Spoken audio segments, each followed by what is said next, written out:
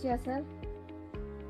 Oh, my name is Ayappan. I was working as a co-director here in Norway Earth Institute. How many years have you been with Earth Institute? I'm here since 1989, now almost 35 years. And how many projects have you been able to implement in these years? Have a count. More than 20, more than 30? More than 50. Yeah. 50 plus. More than 50 projects I handled. My name is Radhika. I work at the Earth Institute as a senior architect. I have been practicing earthen architecture for past 10 years. And what are the main techniques that you use in these projects? So mostly we are based on earth techniques, so we don't use any other techniques. So local mud, adding 5% cement, stabilized it. So this is the technique what we use here. So majorly we use three techniques. One is stabilized compressed earth block, another one is rammed earth, another one is poured earth concrete. So these three techniques we are developing here. So there are several earthen construction techniques, and fired bricks doesn't fall into these construction techniques because once you fire the bricks, you are changing the properties of earth, which cannot be reversed.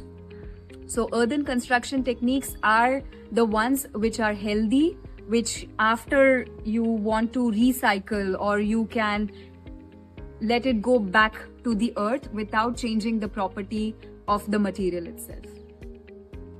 So earthen architecture in that sense is maybe the most circular mode of architecture. Absolutely, yes.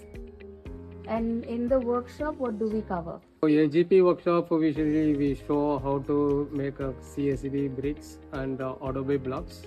Then after we do Adobe brick work and the rammed earth wall, raw rammed earth walls, and the CSB brick wall and Adobe brick wall. So these 4 walls we will make for them, and COP also.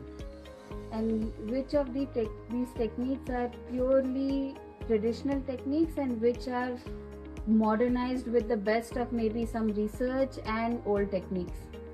So one is Adobe and COP is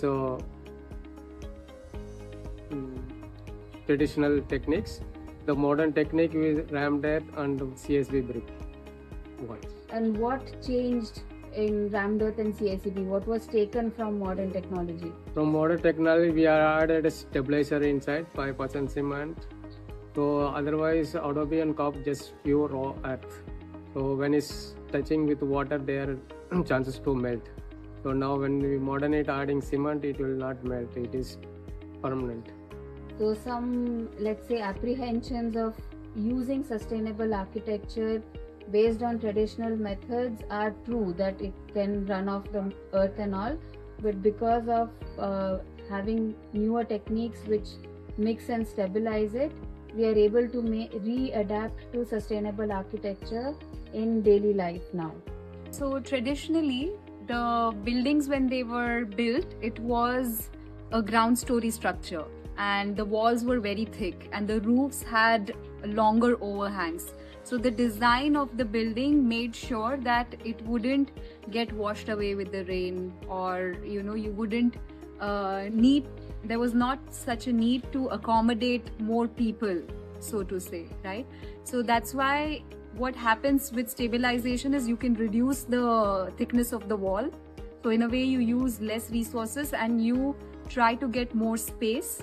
So in what ways has earthen architecture contributed to sustainability, not only in environmental conservation, but also does it have a larger impact? So another mission or another aim that we try to follow at Earth Institute is not just the environmental or material sustainability, but it is also socio-economic sustainability, where we make sure that the skill or craft of the workers or the masons is respected. So we make sure that the people who work with us, they have the social security, they have their EPF, they have their pension secured. Because if you look at the conventional if you look at the conventional model of construction industry, often it is daily wages, people don't have job security, and what they are paid is very less. So there is less dignity, and it reflects in the construction quality that is there. So we try to integrate this socio-economic sustainability model as well, where the skill is also given equal importance than just the material. And to answer to another question is that when people come and they enroll in the workshops that we offer, they will learn all of these nuances of sustainability. And in the short workshop, of course, they will not be fully equipped with the exact techniques or the implementation model of it, but they will get a glimpse, or they will get a gist of what are the next steps that they can go ahead with, or what are the next steps that they need to inquire into, instead of falling into the label of sustainability, which not necessarily is sustainable. I've been involved with some of the interesting projects that Earth Institute work with, where it's about a holistic integration. So the approach that we follow here is we try to work with the soil which is available on site, and we test the soil which is available on site. Depending on the composition, depending on the type of soil, we try to see if a binder can be added to it, so that we make the best out of the modern technologies without forgetting the wisdom of the past. So we try to integrate these two together to see what is the most appropriate in the particular context in these particular times. So the projects that we work with, we harvest soil ideally from the site, and this harvested pit later can be integrated as wastewater management systems or rainwater percolation system, where the groundwater is also recharged. So it becomes like a regenerative circle. And all of this soil is then used to make either CSEB, which are compressed stabilized earth blocks, or in certain projects we can also have raw adobe blocks or cob or poured earth concrete or rammed earth. Yeah, and you can also go multi-story. It's not just ground story structure. So that's why this is how the adaptation of stabilizing helps the traditional techniques. But traditional techniques as such can also be long lasting if they are designed well and if they are built well. What's also happening is this craft of building, the skills are also being lost. So we are somewhere in this process of modernization, we are also losing the skill on how to build with natural materials in natural way. So that's why we have to find this balance between the labor, the skill that we have right now, and adapt it to the means that we have right now with the modern technologies and stabilizers and the equipments that we use. And we don't just negate completely the vernacular techniques or the traditional techniques, but we adapt them to what we have now. So in a certain sense, can I rephrase and say that it is adapted to urbanization so that it can be used even in a context where you have a higher population density? Yes, absolutely. So what is maybe one of the more interesting or most interesting projects you have worked on in a modern context? Context is one is Vikas apartment building in Auroville, another one is a realization.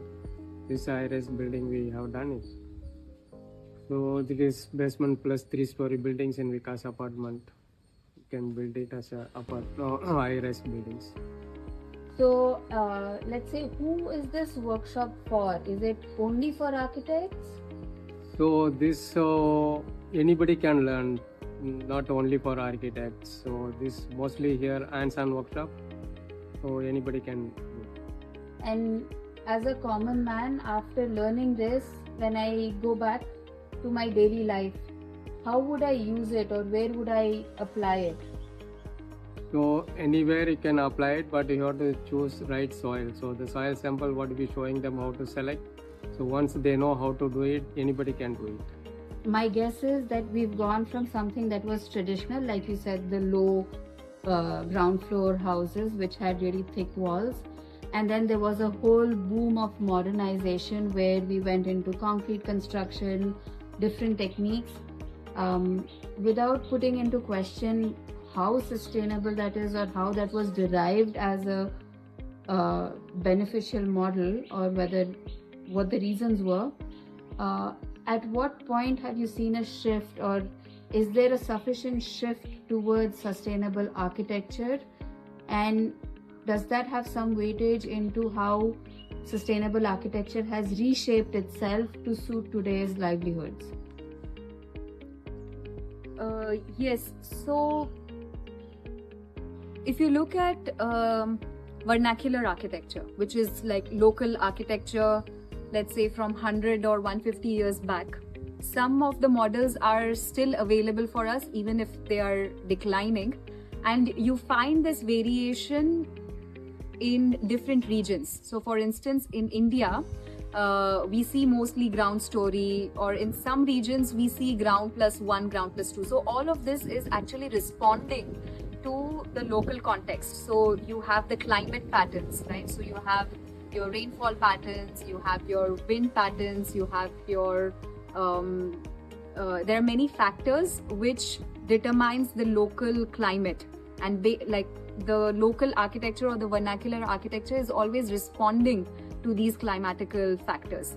And that's why often people, when they remember their childhood or their grandparents' home, they always come up with this very spontaneous feeling that, oh, it was so comfortable without having all of these mechanical fans or ACs or whatever, right? So what happened with industrial age is there was a shift in, first of all, the speed of construction, then the skill, then all of these modern equipments that started coming up, like air conditioning, etc., that changed the whole approach to building, right? So we thought, okay, we don't have to take care of cross ventilation, we don't need to take care of natural light because we have artificial lighting, we have mechanical devices which can take care for the thermal comfort of the space.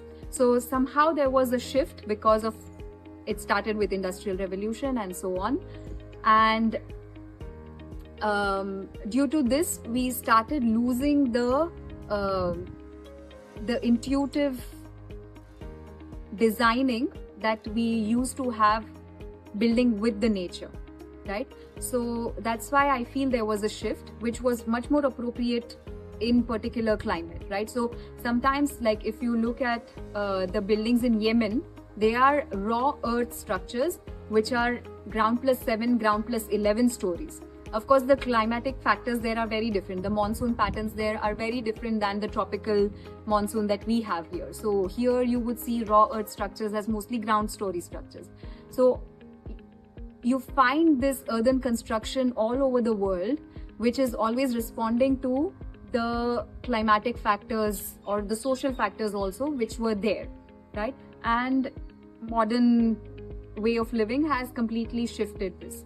Now what's happening is we are realizing that this is not necessarily the most appropriate thing to do because of the climate change, because of the global warming, because of the seasons that are shifting erratically, right? So we are realizing that all of these mechanical devices are producing harmful gases and whatnot. There are several factors which are leading to this global warming.